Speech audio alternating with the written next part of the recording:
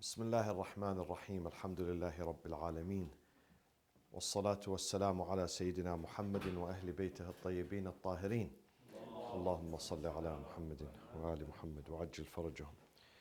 So,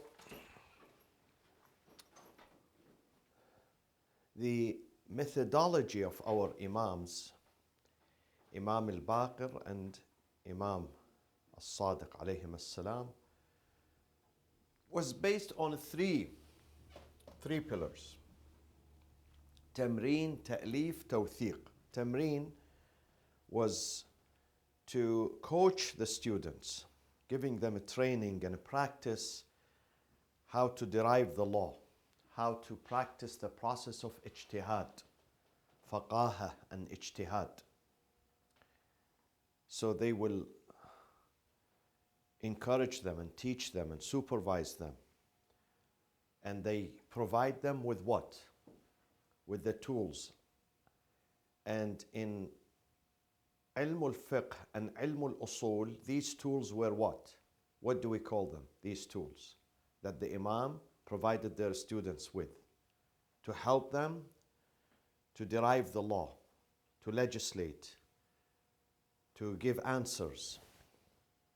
These tools are called maxims, ahsant. And we took examples of them.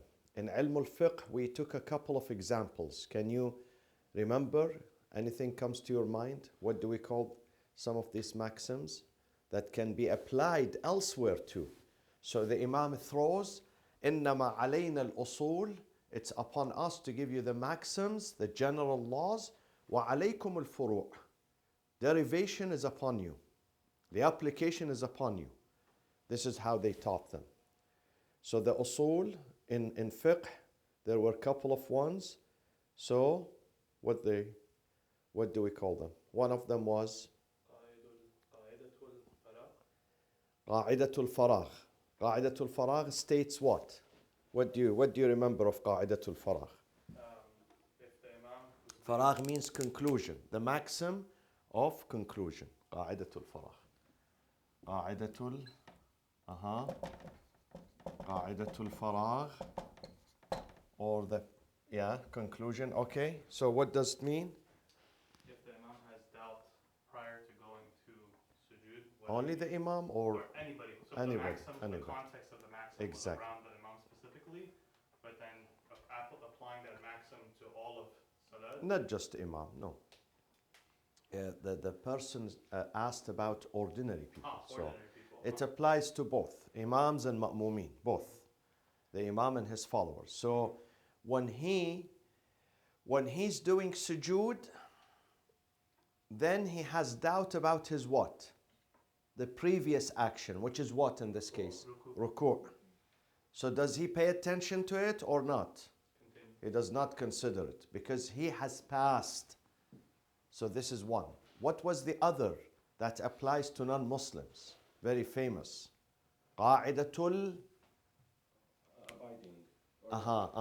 abiding. Al-ilzam. Al-ilzam.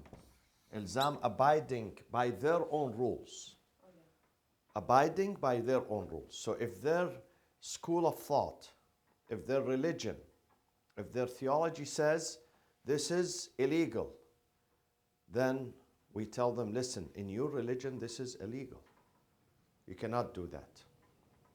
One of the good things that the Imam also taught his, and I want you to pay attention to this, to his students, we will come up to this, is that because they lived in a multi-faith society, there were different schools of thought. There were different imams, different tariqas, different traditions. So the Imam, he knows that this society, whether this is Medina or Mecca or Kufa or Basra, not all people follow one madhab. People are divided. Imams would respect this fact. Though they are the Imams of Ahlul Bayt, they are the pioneers, they are the leaders. And definitely they are right. But still, they considered others and they did not impose their fiqh and their understanding on others. People come and ask them, they will answer them. So the Imams trained their students that if you are sitting in Medina, Masjid al-Nabi is a public place. Someone comes who follows Ahlul Bayt. Another one does not follow Ahl. He chose not to follow Ahlul Bayt. And he asks you a question. You answer him according to his school, not to your school. Imam al-Sadiq said, I myself do this. One of his students, he said to him, how do you do futya? Futya means how do you answer the questions? He said, Yabna Rasulullah, sometimes I sit in the mosque, someone comes to me, I know him, he's one of us, so I answer him according to us. Another person comes to me, I know he's not from us, he's from a different school of thought.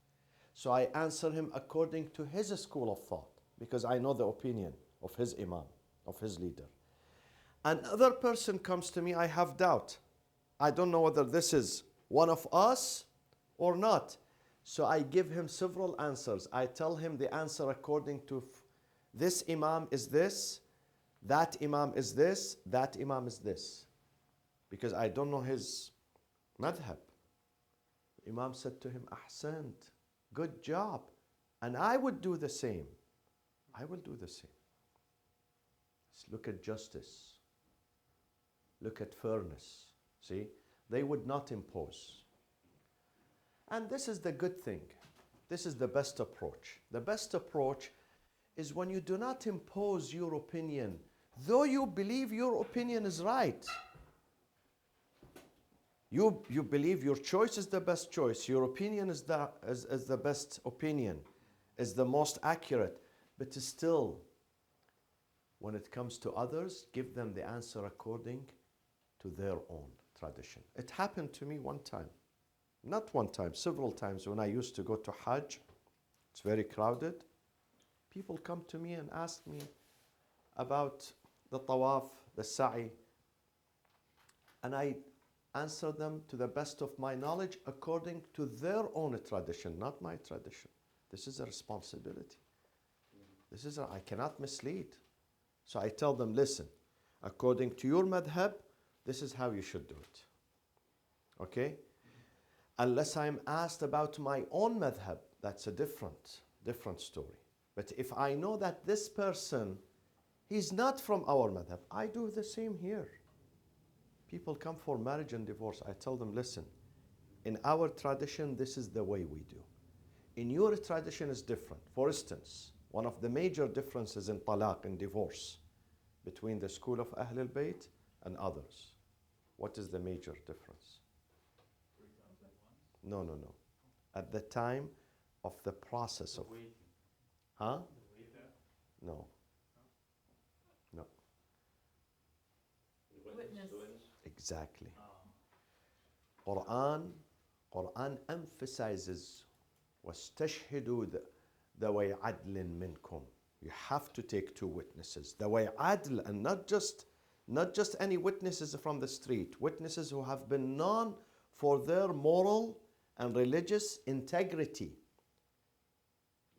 So I tell them, listen, in our tradition, we need two witnesses, two just witnesses. I cannot do the divorce without witnesses. In your tradition, you don't need a witness, so you can do it yourself. You don't need, according to your school. We have to explain this to the people. There is no harm in telling people the truth. Religion is about choice, my friends. It's not about misleading people. It's not about coercion. God does not want us to add into the club more members, more. Well, what's about more, It's about equality. It's not about quantity. It's about quality. So Imam al-Sadiq was very honest. And he taught his students the honesty that if someone comes, he's not following your madhab. Give him the answer according to his tradition. So that was the training. So we spoke about several maxims in jurisprudence and in what? Riwayat. Before riwayat. In what? أصول الفقه. أصول الفقه. فقه and أصول الفقه. And we gave example of one of the most important maxim in أصول الفقه. أصول الفقه. Very important maxim which is regularly used by the fuqaha. When they don't have the dalil, they resort to this. Exactly, continuity. أصل الاستصحاب. Continuity. This is the hadith. It's derived from the hadith. Imam taught them the methodology. And then, of course, he taught them about the riwayat. Yes, Sa'id, riwayat. And one of the maxims in the field of riwayat is what? Transmitting the spirit. We're allowed to transmit the spirit of what's in. Sometimes you don't memorize the wording verbatim, so you are authorized, as long as you are careful, you are authorized to transmit the spirit of the hadith, the ma'na, the meaning of the hadith. As long as you don't stray, you don't, shift left and right, you are in the same path. And the other maxim in riwayat, what was it? Refresh your brain, refresh your memory. We need to refresh these things every time, otherwise we forget them. Another maxim in the field of riwayat or riwayah, another general ruling which is very important. When we receive two riwayah, they clash with each other. So which one we take? The first one. The Imam said, take the one, exactly, the one which is most common. So the guy says to him, both of them are common, both of them are popular, both of them are well used. So the Imam says, then the second step, take the one. Trustworthy. Huh? Trustworthy. Exactly. Look at the riwayat, compare between them. And therefore, today we're going to come and explain later on, not now. Ilm al-Rijal. Why do we have to have Ilm al-Rijal? Okay. And then the Imams also were, I am still in number one, my friends. Don't get confused. I'm still in number one. I have not spoken about number two. I'm going to go to 2 and 3 soon. So I'm still in number one. The methodology of our Imams. So I'm still in the field of training and practicing. Okay, Tamreen. Then we come to another ilm where the Imams also trained their students to learn it and to practice it and to teach it. And that is ilm al-qira'at. Al-qira'at. Al-qira'at. Qira'at. Plural of what? The singular is what? Singular? Qira'ah. Okay. Qira'ah is what? Is recitation. This is recitations. Of what? Exactly. Because reciting the Quran is not easy. It's a science by itself. Quran is a special language. Even the Arabs get confused about it. Can you imagine someone who born in an Arab house, Arab society, Arab school, Arab neighborhood, Arab teachers, Arab parents? He does not understand the Quran. Because Quran is and someone who's born in Karachi, Lahore, Hyderabad, China, Beijing, South Africa, he's well versed. His recitation is good and he understands the meaning. This tells you a lot. That Quran is nur, light. You don't have to be Arab to learn it. You don't have to be born in an Arab family to learn it. 90% of our mufassirin in the Sunni and the Shia traditions are non-Arabs. 90% of them. 90% of them, we will come and we will see. We will take examples in the second class of the tafasir from both sides. And we will examine them. And we find that 90% of those are non-Arabs. That tells you a lot. that Quran is a gift. If you go after it with sincerity, you get it. Even if you are not Arab, you understand it. And you start explaining it to the Arabs. But if you are lazy, you don't care about it, even if you're born in an Arab household, you don't get it. It's not by accident. It's by sacrifice, by striving. So our Imams, Imam al-Baqir and Imam al-Sadiq, were, beside being faqih and mufassir, they were qurra also. Qurra. Qurra is what? Those, the masters of recitation, not just reciters. Teachers of recitation. Qurra. They were also qurra. Where did they learn this qira'ah, this recitation? From their ancestors. Imam al-Sadiq learned it from Muhammad al-Baqir, the way he recites the Quran, pronunciation, recitation. Imam al-Baqir from his father Zain Abidin, from Amir al-Mu'min. So they passed it. Even the Prophet learned it from whom? Jibreel. He would give him a training. لا تحرك به لسانك, Surah Al-Qiyamah. لتعجل به إن علينا جمعه وقرآنه. We will teach you. God says. We means through Jibreel. God does not come down and tell the Prophet read. God will send Jibreel. إن علينا جمعه وقرآنه. فإذا قرأناه, once Jibreel reads it for you, فاتبع, follow قرآنه. Follow his recitation. So even the Prophet had to get some training from Jibreel, how to read the Quran.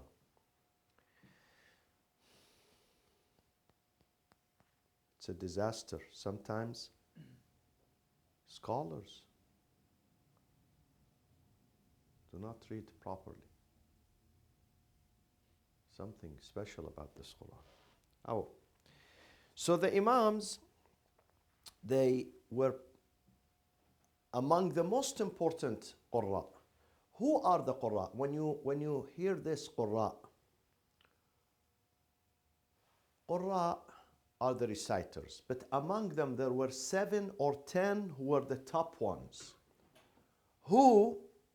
Those 7 or 10 are the ones who provided us and introduced us with the methods of recitation.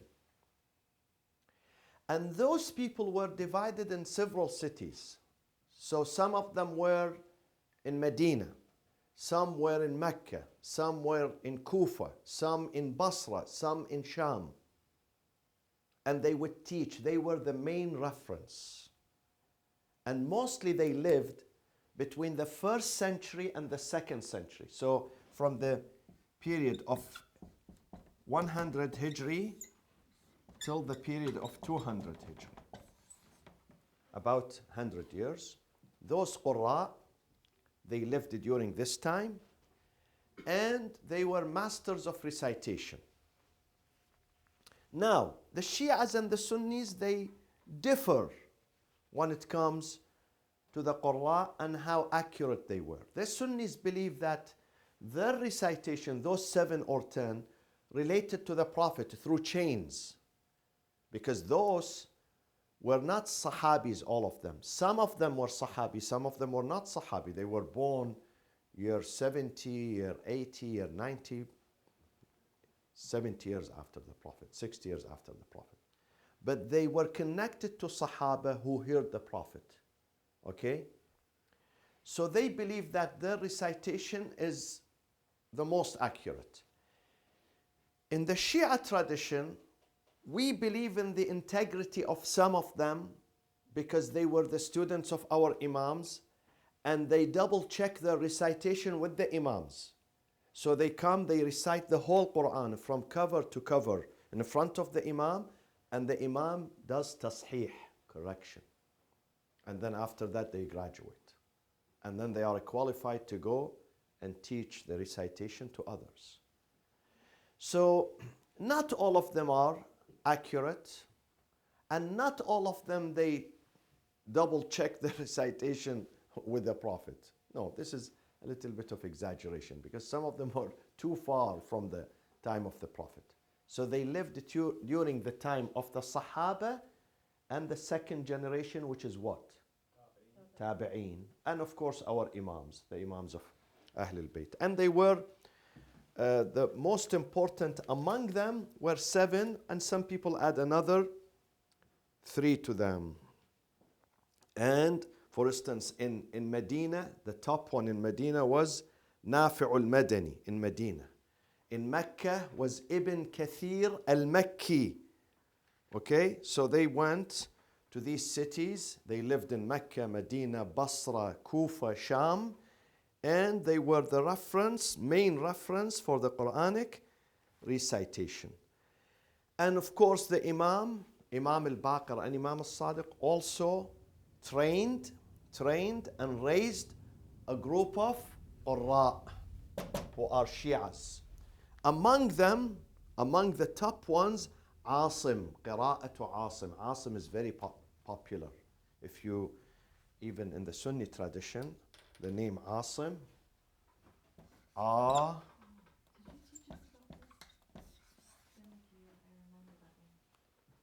maybe. Where's Asim? Asim, he's from Kufa. Asim from Kufa, and he was born 128 Hijri, and he's Asim ibn Abi Najud al-Kufi. Asim ibn Abi, salamu alaikum, al-Najud al-Kufi. So this is Asim. This is Asim. He's one of the top seven reciters. The 7 reciters, he's one of them.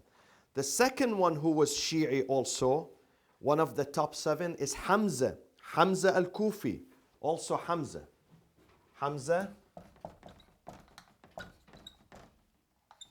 which was born, which died 156. See, between the 100 and 156, and he's also from Kufa. He's also Kufi. Kufi means one of the people of Kufa. Hamza ibn Habib al-Zayyat. Okay? One of the reciters who's very famous in the Arab literature and Arab grammar among the cross sector of all the Arabs is Al-Khalil ibn Ahmad al-Farahidi. Very well-known name when it comes to Arabic grammar. It's like Shakespeare. It's like Shakespeare. So this is the third one, and I will put the name of the fourth here. Al-Khalil ibn Ahmad al-Farahidi. You hear about him a lot in the Arabic literature. Al-Khalil ibn Ahmad, his laqab is Al-Farahidi, his last name. Very famous, died 170. He's also Shia. My friends, without exaggeration, I'm not being biased. The most intelligent scholars of tafsir, fiqh, usul al-fiqh, philosophy, kalam, language, astronomy, and other sciences are Shias. The top-notch scholars are Shias. Believe me. Those were intelligent, alhamdulillah. But why then? Someone asked me, then why Shias make only 15%? If most of the intelligent scholars in Islam, through the history of Islam, even during the time of Bani Umayyah, the time of Bani al-Abbas, even the time of the most, dark ages that we went through. Why? Exactly. Because many scholars, they used to hide their identity. I was in New York last night. We were on a panel. And Rashida Tlaib, who is a congresswoman, was on the same panel. And there was a huge demonstration outside anti-Rashida. Because Rashida, poor lady, she defends her family in Palestine. That's always. She doesn't carry a machine gun. She has a speech. All what she says that we are under oppression. Period. People want to silence her. And then there was another professor who's not Muslim, who's not Shia. He's American, born in Boston, teaches in an American university, has nothing to do with Islam, has nothing to do with Arab, has nothing to do with the Middle East. He was telling me over dinner when we finished the session, we went for dinner last night. He said, I cannot dare speak the truth. He said, I know about Palestine, what's going on. I know. Because I'm Irish American. We suffered the same in Northern Ireland. I know what's going on. But we cannot criticize here. They shut you down. They shut you down. So I said to him, he knows about, he read about Shia and Sunni. I said to him, so do you use taqiyya? He said, yeah, I have to use taqiyya. So my friends, imagine we live in a big democracy. We live in a place where there is emphasis on a freedom of expression, freedom of religion, freedom of speech, freedom of writings, freedom of thought. And then a university professor tells me I have to practice taqiyya because I can't. You lose your job. So go back to 1400 years ago, 1300 years ago. When you would really, they come after you. Muawiyah says, اهدموا عليه داره. Find out whoever follows Ali, sides with Ali, speaks about Ali, speaks positive about Ali. اقطعوا عطاءه, no more salary from Bayt al-Mal, خلاص. Make him hungry, him and his family, make them starve. واهدموا عليه داره. Demolish his house upon him and his family. Exactly what the Israelis are doing in Palestine. A member of the family does something, a boy who's 15 does something, they come to his village, they bulldoze his family's, his ancestors' house, the house which is 100 years old, 200 years old. They've been in this village and they demolished the house. So people could not dare to say, because loyalty to Ahlul Bayt was a crime. Crime.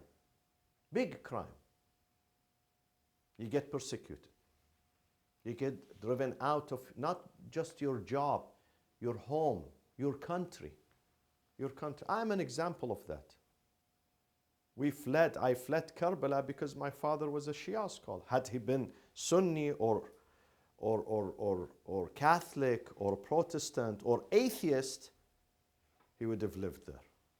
But he paid the price, 32 years outside his country, outside his town, because he's a scholar of Ahlul Bayt.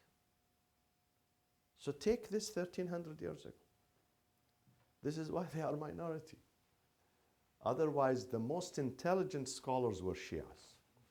The most intelligent in every field, not just theology, not just fiqh, in every field. This is grammar, Arabic grammar. So, Al-Khalil ibn Ahmad Al-Farahidi, iconic figure in the Arabic literature and Arabic grammar. and another person, Ali ibn Hamza al-Kasai. Kasai is another Ali ibn Hamza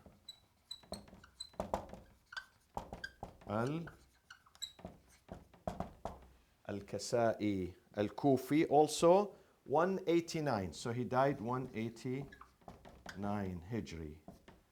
This is also one of the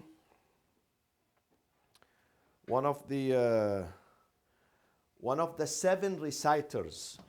This is one of the seven reciters. So how many of those seven reciters are Shia? Number one is Asim. Number two is Hamza. Number two is Kasai. Three of them were Shias and were the students of the two Imams, Imam al-Baqir and Imam al-Sadiq. So Kasai was, he was the reciter, not... One of the, no, he was a scholar of literature and grammar, and also one of the Qurra, Kasai. So the Shias who are, because the Sunnis, they say the seven top reciters are seven. So four of them, or three of them are Shias. The Asim, I put his name here earlier, Asim and Hamza al-Kufi, Hamza ibn Zayyat, and Ali ibn Hamza al-Kasai. Those are part of the 7. But we have more and more Qurra in the Shia tradition. Maulana, what's the difference in those? I mean, the Quran is the Quran. Yeah. This is what we're going to study extensively. But let me put it in a nutshell, one line. Grammar and literature has many traditions. It's not one tradition. So you go to Iraq, at that time, not now, at that time, in Basra they have a school of grammar. In Kufa they have a different school. Sometimes they converge, they agree, sometimes they diverge. Sometimes the grammar of Kufa is different from the grammar of Basra. The grammar of Iraq is different from the grammar of Hijaz. Okay? So they had different grammars and different literature and different ways of recitation. Even today, if you go to Morocco, the way they recite the Quran is different from the way they recite it in Medina. So the understanding will change? Not the understanding. The understanding definitely changes from Mufassir to another Mufassir. You bring one verse and you find 5 exegetes, 5 Mufassirin have 5 different views. Of course, even if they live in the same city, in Medina, in Masjid al-Nabi, this is Masjid al-Nabi, one Mufassir here says the ayah means this, the second one says no, I differ with you. Doesn't mean this.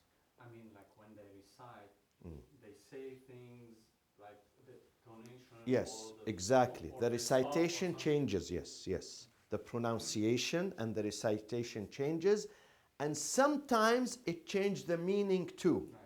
Yes, sometimes it does. We will read about this. This is in the place of this is Ulum al-Quran, inshallah. We will come to the 7 qira'at, 7 recitations. Yes, Dr. Ali. Thanks. And you mentioned the first 2. One was from Medina and Mecca. Ibn Kathir, you said Mecca. Yes. Who was from Medina? The person from The one who the one who was in Medina. I mentioned his name earlier. His name is Nafi' al-Madani. He's Shaykh al-Qurra bil Medina. Nafi' al-Madani. Yes. Are they part of the? They're not part of the 7. They are part of 7. They are part of 7. Yes, they are part of 7. So, yeah. Okay. And then Imam al-Sadiq, let's move to something else and conclude, inshallah.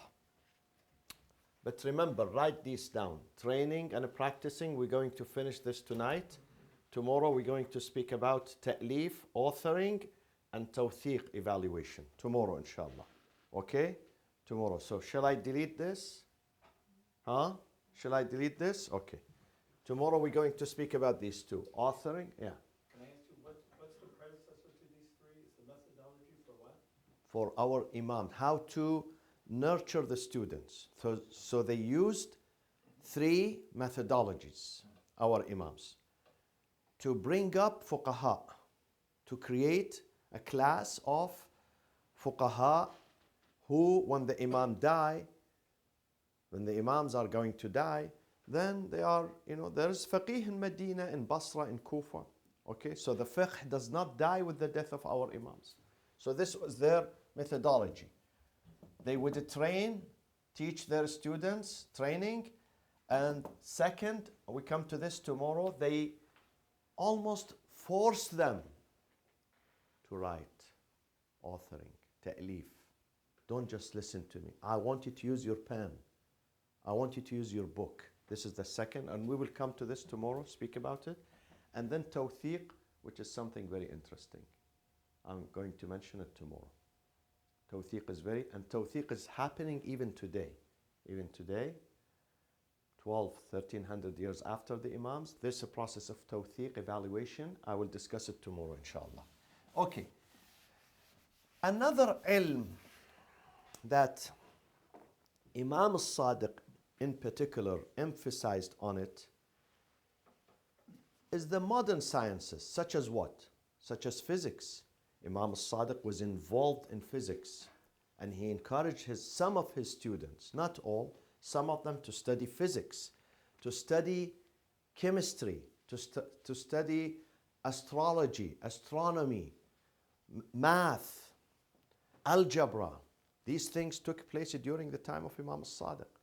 And one of the top scientists in the field of chemistry who wrote 500 theses, my friends, at that time. Imagine 500 theses on chemistry. His name was?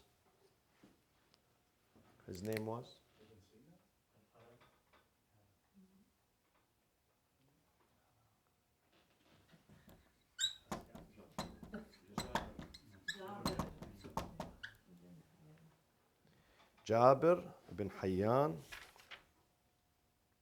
al-Kufi. This man focused on two, on tib and hikmah. Hikmah means medicine, and kimia, which is chemistry. And he wrote almost 500 theses in the field of chemistry. And there is a book, if you want to know more about Jabir and his contribution, there is a book called Jabir ibn Hayyan Mulhim, the inspirer of the science of chemistry. Mulhimul Kimia. He studied under the life of Imam al-Sadiq. I mentioned here one time that in 1969, in a city called Salzburg. Where is Salzburg? No. It's part of France, on the border with Austria. There was a conference, and some professors, I forgot now their names, but if I go to my papers, I would remember the names, from UCLA, from American, Canadian, British, French, German, Italian universities, gathered in 1969. And there was a conference on the life and legacy of Imam al-Sadiq. And they produced papers. Those are non-Muslim, Christian, Jewish scholars. Some of them were Muslims, but the majority were non-Muslims. And they put these papers in a book. The book was published in French, but then it was translated to Arabic and Farsi. I don't know whether it has been translated to English or not, but I have read the Arabic version of it. Al-Imam al-Sadiq kama عرفه علماء الغرب. Imam al-Sadiq as he was introduced by the Western scientists. Al-Imam al-Sadiq. Wow, this book. I have it in my bookshelf. This book is an encyclopedia. They say things about Imam al-Sadiq that I don't know about them. He's my Imam. And I have to know it through Western scholars. This is a great book. It makes you proud of your Shia Islam and Ahlul Bayt. That how the Imam was speaking about anatomy. Ali, where do you study this? The details of how many bones you have in your arms, in your hand. At that time, there is no x-ray, there is no... How do you know about this? How do you know about this? And the Imam was telling his students. He was teaching this in Masjid al-Nabi. So it was about medicine, about chemistry, about physics, about astronomy, astrology. So this tells you that Islam is not just fiqh and usul. Islam wants you to open your mind, your eyes, and discover what God has created. So this was the... And then another field that Imam al-Sadiq also emphasized, and I will conclude with this, is write it down please, the Islamic philosophy. Islamic philosophy, see, we have two things here, my friends. We have two things. One is philosophy in general and one is a specific. The philosophy of religion. Philosophy of religion is ilmul kalam. Write it down, please. Ilmul kalam. Ilmul kalam means philosophy of religion. And philosophy of religion, my friends, emphasizes on one item, puts the focus on that concept. What is it? Tawheed, monotheism. Ilm al-Kalam focuses on at-Tawheed, ilm al-Tawheed. So this is ilm al-Kalam. And the one who's expert in this is called what?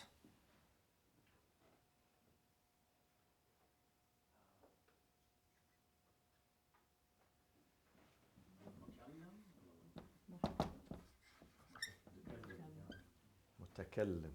Mutakallim means he's a philosopher and he's a philosopher. Mutakallim. Though it sounds as a speaker, mutakallim is a speaker, but here it has a deeper meaning.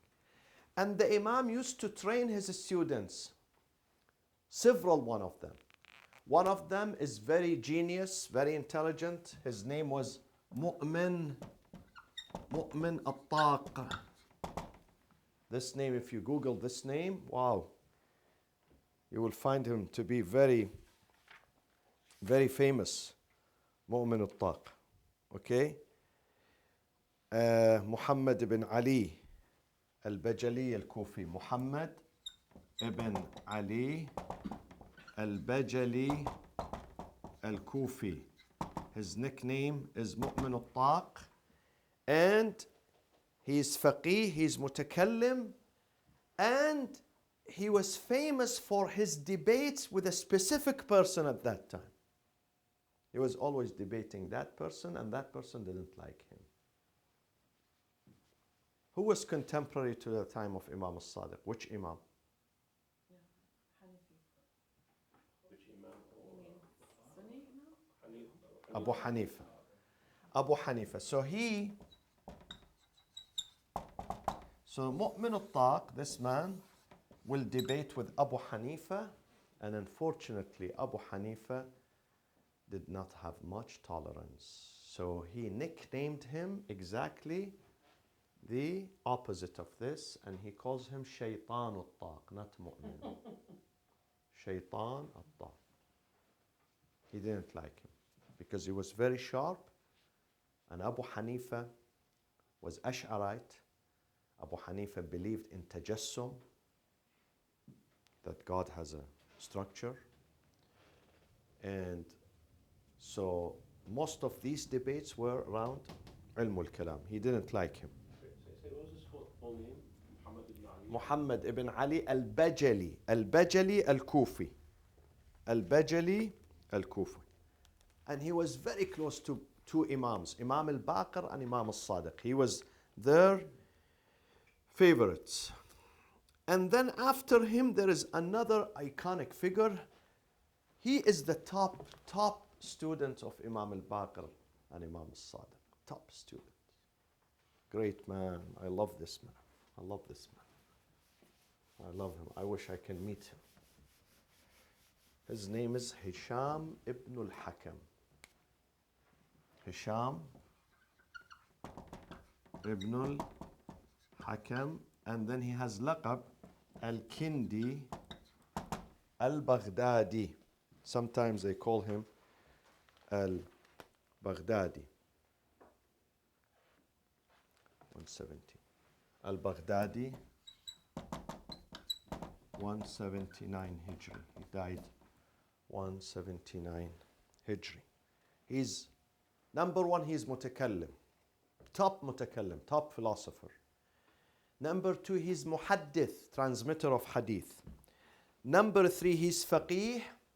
And number four, he's the biggest debater. Munadarat. Debate means munadarat. He was born in middle Iraq, or most to the south, which is Wasit. Wasit, and he died buried in Kufa. So He was born in Wasat and he was he died and buried in Kufa. And his debates were mostly with the atheists and the Mu'tazilites and the philosophers at that time. And Imam al-Sadiq would encourage him. He says, I want you to go and debate, not someone else. Imam al-Sadiq would dispatch this person in particular, not others. Why? Why he would dispatch him? Very intelligent. Look what I saw, how they described him. واشتهر, he was famous. Look at this, write it down, write it down. I'll say it in Arabic and translate it. But write for these sentences about him.